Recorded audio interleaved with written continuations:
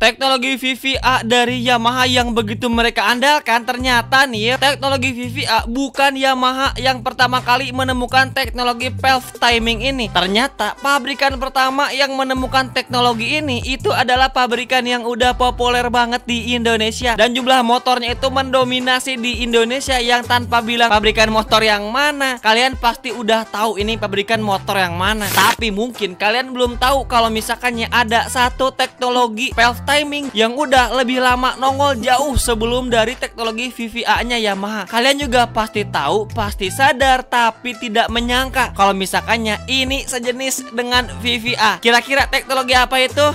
Nanti kita bakal spill di pembahasan kali ini.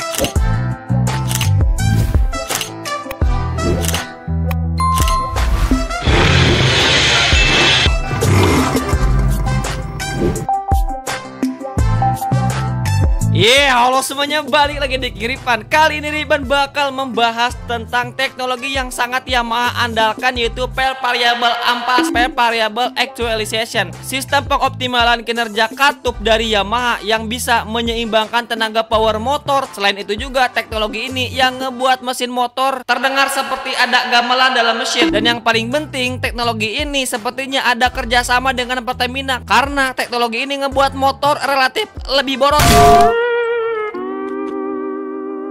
Ya, jadi Ripan bakal ngomongin VVA dari Yamaha, yang nanti juga Ripan bakal singgung ternyata ada teknologi yang lebih awal nongol dengan konfigurasi cara kerjanya itu kurang lebih sama seperti VVA dari Yamaha. Kira-kira pabrikan mana dan teknologi yang mana? Nah, sebelum kita bahas lebih jauh, sebenarnya Bang, VVA itu apa sih? Yang pastinya bukan tutorial cara ngejinakin musang, tapi yang dimana pengoptimalan kinerja valve pada sepeda motor yang Yamaha beri nama Valve Variable Actualization. Yang intinya bahasa gampangnya, ini teknologi yang bikin katup mesin motor bisa lebih bekerja secara lebih fleksibel sesuai dengan kebutuhan. Kalau misalkannya nih, let's say lagi RPM rendah, sistem kerja katup pada camshaft menggunakan konfigurasi low biar lebih irit dan juga halus. Sedangkan kalau misalkannya RPM tinggi, menggunakan karakter camshaft high biar tenaganya itu lebih nonjok. Jadi ibarat kata intinya nih ya, basic dasarnya nih ya, kalau misalkannya masih bingung, jadi udah semacam karakter mesin overboard dan juga overstroke itu disatukan ataupun dikombinasikan. Jadi ya emang udah agak aneh lagi, karena kebanyakan motor dengan teknologi VVA itu kebanyakan near square. Jadi tarikan bawah masih ngejambak dan juga tarikan atas masih ngisi. Jadi nggak heran kenapa VVA tidak bisa di-apply di teknologi overbore ataupun over square. Lebih reliable, efisien di motor dengan karakter mesin near square. Nah, kalau misalkannya kita ngomongin sejarah singkat dari VVA ini, pertama kali Yamaha meng-apply VVA ini itu pada tahun 2014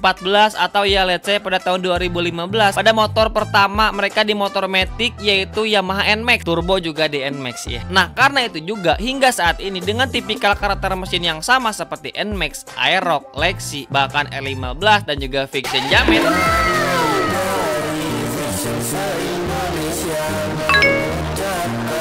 itu kebanyakan menggunakan teknologi konfigurasi dengan fitur VVA pada mesinnya. Jadi udah semacam lauk wajib pada motor-motor dengan konfigurasi LC4V, wajib ada VVA-nya. Nah, seperti yang Ripan tadi bilang, ada satu pabrikan yang sebenarnya udah pertama kali lebih nongol dengan teknologi valve timing ini, yaitu dari Honda, yang emang udah ada dari mobil-mobil terdahulu mereka. Bahkan motor-motor mereka itu juga menggunakan teknologi yang serupa dengan VVA ini ataupun valve timing, dan kalian pasti pernah dengar. Yes, namanya itu adalah VTEC, yang konfigurasi cara kerjanya itu sama dengan VVA, yaitu memainkan valve timing camshaft. Nah, Ripan bakal agak sedikit jelasin perbedaan VVA dan juga VTEC ini. Jadi kalau misalkannya cara kerja VTEC pada motor-motor ataupun mobil Honda, ini buat yang bingung mungkin, Bang, motor mana yang menggunakan teknologi VTEC? Yaitu CB400 dan juga CBR400F. Kalau misalkannya mobil mau udah banyak pakai teknologi VTEC dari Honda ini.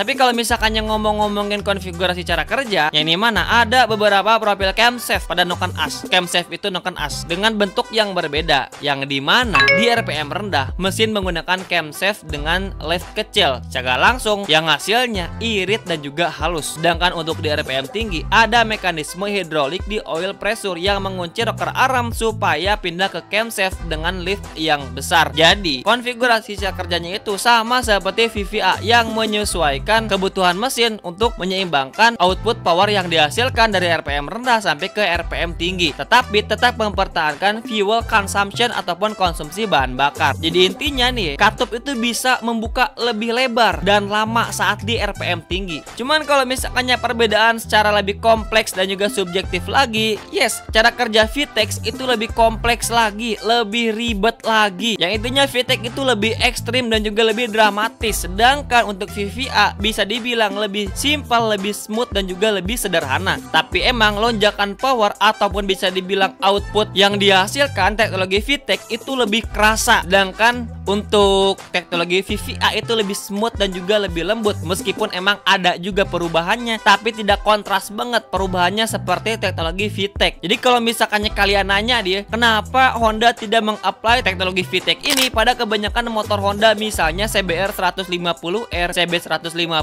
untuk menyaingi teknologi dari VVA. Hal tersebut pastinya tidak akan efisien dengan nilai jual dan juga ketenaran nama Honda yang memang udah terkenal dengan istilah sistem bahan bakar yang irit. Karena ada kemungkinan kalau misalkannya teknologi VTEC dimasukkan ke motor dengan konfigurasi mesin cuma 150 cc bakal agak boros. Selain itu juga bakal agak kompleks dan ribet juga dah tuh mesin dari CBR ataupun CB 150R yang dimana udah terkenal dengan DOHC klotoknya. Terus alasan selanjutnya kenapa, ini menurut pendapat Ripan ya, kenapa Honda tidak mengapply teknologi VTEC pada mesin 150 cc Honda, mungkin harus ada rebranding lagi, takutnya ada perubahan stigma yang kalau misalkannya mereka tahu nih ya, VTEC itu ada di motor-motor CB dengan 400 cc ke atas dan juga mobil-mobil Honda. Takutnya kalau misalkannya di-apply di motor kecil yang bakal ngerubah citra dari nama VTEC itu sendiri. Kecuali kalau misalkannya Honda inisiatif buat nge-rebranding kembali istilah ataupun sedikit cara kerja dari VTEC sehingga bisa di-apply di motor CB 150R ataupun CBR 150. Ya jadi itu mungkin ya banyaknya pembahasan tentang VTEC dan juga VVA ataupun komparasi perbandingan yang ternyata VTEC teknologi variable wave timing itu udah lebih awal nongol ketimbang VVA. Jadi emang VTEC itu lebih kompleks. Nah lanjut ke VVA, ini masih belum beres nih ya kita pembahasan tentang VVA. Kita kalau misalkan ngomongin kelebihan dari VVA, yang pastinya adalah tarikan yang lebih merata dari RPM bawah sampai RPM atas, karena valve bisa menyesuaikan konsumsi ataupun pasokan bahan bakar lebih efisien tanpa harus benar-benar ngos-ngosan di RPM 8000 ke atas. Lalu yang kedua adalah mungkin Yamaha mengklaim kalau misalkannya ini bakal agak sedikit irit bahan bakar, tapi sebenarnya Ripan lihat kasus di lapangan kebanyakan motor dengan teknologi VVA itu relatif lebih boros ketimbang motor di sekelasnya. Terus yang ketiga pastinya ada pada marketing point yang ngebuat motor terdengar lebih canggih, apalagi dengan VVA assist and sleeper clutch dan yang lain-lainnya. Buset, mocel dikasih fitur udah kayak moge. Cuma ada beberapa kekurangan pada mesin dengan teknologi VVA ini. Yang pertama pastinya karena suara mesin yang mungkin tidak sehalus dengan